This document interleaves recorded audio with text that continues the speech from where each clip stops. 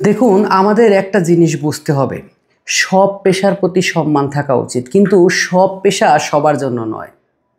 প্রতি বছরই মিডিয়াতে এমন কিছু খবর আসে যা দেখতে দারুণ মোটিভেটিং মনে হয়। যেমন আইফোন হাতে বাদাম বিক্রেতা কিংবা ডিএসএলআর হাতে খিচুড়ি বিক্রেতা। কিন্তু প্রশ্ন হলো, তারা এখন কোথায়? যদি সত্যি এই কাজগুলা এত লাভজনক হতো, তাহলে তারা কি আর সেই জায়গায় ফিরে যেত না? তাদের কি এই ভিডিও করা জায়গাতে গেলেই খুঁজে পাওয়া যেত না?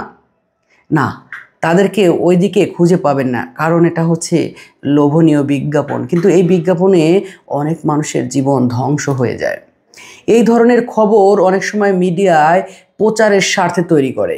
বাস্তবতা হলো, এগুলো বেশিরভাগ সময়ই নির্ভরযোগ্য কোনো পেশা না।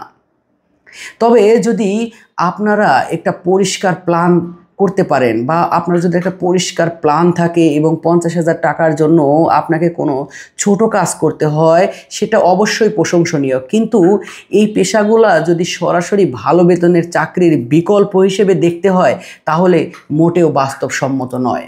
তাই এসব ভুয়া মোটিভেশনালের ফাঁদে পড়বেন না। নিজেকে চিনুন, নিজের শক্তি আর সুযোগকে কাজে লাগান, তাহলে সফলতা আসবেই।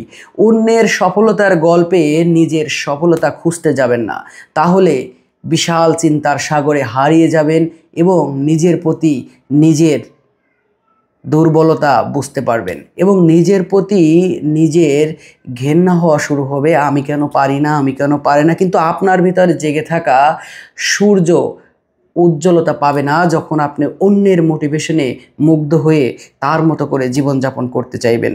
আপনার ভিতরে একটা ন্যাচারাল শক্তি আছে, প্রকৃতি আপনাকে একটা শক্তি দিছে, সেটা উন্মোচন করুন এবং বের করে আনুন আপনার সবচেয়ে বেস্ট। বিধাতা সবাইকে দিয়েছেন, শুধু খুঁজে নিতে হবে আমারটা কোথায় রয়েছে।